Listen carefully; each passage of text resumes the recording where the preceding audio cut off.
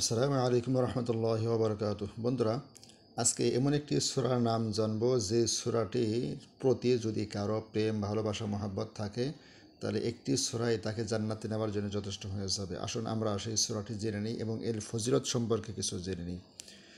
তো সকলেই হয়তো জেনে থাকবেন, সূরাটি হলো সূরা ইখলাস। সূরা ইখলাসের ফজিলত সম্পর্কে আজকে আমরা জানবো। সূরাটি যদি কেউ একবার বিশুদ্ধভাবে তেলাওয়াত করতে পারে তাহলে 10 পারা কোরআন তেলাওয়াত করলে যত নেকি হয় তত নেকি আল্লাহ পাক রব্বুল আলামিন তাদের আমল নামায় দিয়ে দিবে। বুখারী শরীফের হাদিসের ভিতরে এই বর্ণনাটি পাওয়া গেছে। সেই সাথে ইবনে আহমদ হজরত উকবা ইবনে আমির হতে বর্ণনা করা হয়েছে, রাসূল পাক সাল্লাল্লাহু আলাইহি ওয়াসাল্লাম বলেন, আমি তোমাদেরকে এমন 3টি সূরা শোনাচ্ছি যা তাওরাত, জাবুর, ইনজিল, কোরআন সহ সকল কিতাবে নাজিল হয়েছে। তিনি আরও ঘোষণা করেন যে রাতে কুল আউযু বিরব্বিল ফালাক, কুল আউযু বিরব্বিন নাস এবং কুল হুয়াল্লাহু আহাদ না পড়ে শোবে না। অর্থাৎ এই 3টি সূরা অবশ্যই পড়ে তারপর তোমরা ঘুমাবে। হজরত উকবা ইবনে আমির রাদিয়াল্লাহু তাআলা আনহু বলেন, আমি তখন থেকে আর এই সূরাগুলো পড়া ব্যতীত শোই না। অর্থাৎ সবসময় এই সূরাটি পড়তেন এবং তারপরে ঘুমাতেন। তাফসীর ইবনে কাসির। আরেকটা বর্ণনায় আসছে যে কোনো একজন সাহাবী আরজ করলেন, ইয়া রাসূলুল্লাহ সাল্লাল্লাহু আলাইহি ওয়াসাল্লাম, আমি কুল হুয়াল্লাহু আহাদ সূরাটি পড়তে অত্যন্ত ভালোবাসি। তখন রাসূল সাল্লাল্লাহু আলাইহি ওয়াসাল্লাম ইরশাদ করলেন, তোমার এ ভালোবাসাই তোমাকে জান্নাতে প্রবেশ করে দিবে। সুবহানাল্লাহ। তিরমিজি শরীফের হাদিস, সেই সাথে ইবনে কাসির এ বর্ণনা করেছেন। তারপরে হলো রাসূল সাল্লাল্লাহু আলাইহি সাল্লাম আরও ঘোষণা করেছেন, যে ব্যক্তি সূরা ইখলাস অর্থাৎ কুল হুয়াল্লাহু আহাদ সূরাটি প্রতিদিন 100 বার পাঠ করবে তবে তার 50 বছরের গুনাহ মাফ হয়ে যাবে। সুবহানাল্লাহ, সুবহানাল্লাহ। অবশ্যই ঋণের দায়ে থেকে সে মুক্ত হবে না। 50 বছরের গুনাহ আল্লাহ পাক রব্বুল আলামিন তাকে মাফ করে দেবে। তিরমিজির হাদিস, সুনানে দারমির হাদিস। তারপর রাসূল পাক সাল্লাল্লাহু আলাইহি ওয়াসাল্লাম ইরশাদ করেছেন, যে ব্যক্তি নিদ্রা গমনের শয্যায় ডান হয়ে 100 বার কুল হুয়াল্লাহ সূরাটি তেলাওয়াত করবে, আল্লাহ তাআলা তাকে ডান দিক দিয়ে জান্নাতে প্রবেশ করার নির্দেশ দিবেন। আল্লাহু আকবার। এটা হলো তিরমিজির হাদিসের বর্ণিত হয়েছে।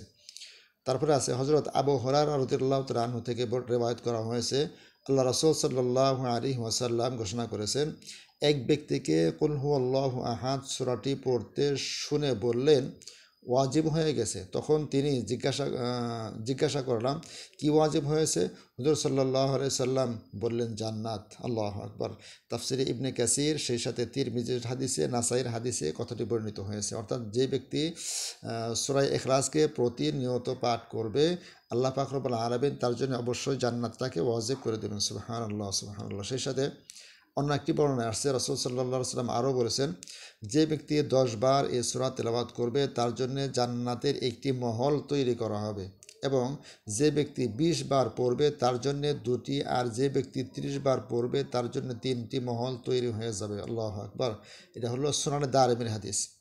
অন্য বর্ণনায় আসছে, প্রত্যহ সকাল সন্ধ্যায় ইখলাসের সাথে অন্তত একবার করে তেলাওয়াত করলে ঈমানের দুর্বলতা থেকে মুক্তি পাবে এবং শিরিক থেকে মুক্তি পেয়ে যাবে। যদি কেউ প্রতিনিয়ত সূরা ইখলাস তেলাওয়াত করে, শিরিক থেকেও সে মুক্তি পেয়ে যাবে, ঈমানি দুর্বলতার থেকেও সে মুক্তি পেয়ে যাবে। এই জন্য আমরা প্রতিনিয়ত অবশ্যই সূরা ইখলাস তেলাওয়াত করবো। ইনশাআল্লাহ আল্লাহ পাক সকলকে যেন সুযোগ করে দেয়। অন্য একটি বর্ণনা হয়েছে, ইখলাসের সাথে 200 বার তেলাওয়াত করলে 100 বছরের গুনাহ মাফ হয়ে যায়। অর্থাৎ সূরা ইখলাস কেউ যদি 200 বার তেলাওয়াত করে, 100 বছরের গুনাহ, সগীরা গুনাহগুলো আল্লাহ পাক রব্বুল আলামিন মাফ করে দেন। আল্লাহু আকবার। অন্য একটি বর্ণনা আছে, 3 বার তেলাওয়াত করলে 1 খতম কোরআন তেলাওয়াতের সওয়াব পাওয়া যায়। কেউ যদি সূরা ইখলাসকে 3 বার তেলাওয়াত করে, পুরা কোরআন তেলাওয়াত করলে যত নেকি হয় তত নেকি আল্লাহ পাক রব্বুল আলামিন তাদের আমলনামায় দিয়ে দিবেন। সুবহানাল্লাহ, সুবহানাল্লাহ। অন্য একটি বর্ণনায় আসছে যে 1000 বার তেলাওয়াত করে দোয়া করলে সে যে কোনো সৎ মনোবাসনা পূর্ণ হবে এবং বিপদ থেকে মুক্তি পেয়ে যাবে। আল্লাহ পাক রব্বুল আলামিন সকল মনের আশাগুলো পূর্ণ করে দিবে।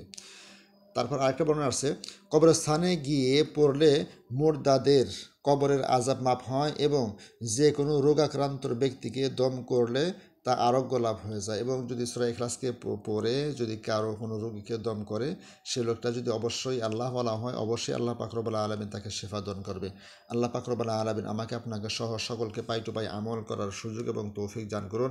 আমরা যারা কোরআন তেলাওয়াত জানি পাই টু পাই কোরআন তেলাওয়াত করব, এবং যারা কোরআন তেলাওয়াত জানি না শেখার জন্য চেষ্টা করব। আল্লাহ পাক রব্বুল আলামিন সকলকে সূরা ইখলাস বেশি বেশি আমল করার সুযোগ করে দিন, বেশি বেশি কোরআন তেলাওয়াত করার সকলকে সুযোগ করে দিন। আল্লাহ পাক রব্বুল আলামিন সকলকে যেন কোরআন তেলাওয়াতের ওসিলা করে জিন্দেগীর সকল গুনাহ খাতাগুলো মাফ করে জান্নাতি মানুষ হিসেবে কবুল ও মঞ্জুর করেন। আমিন।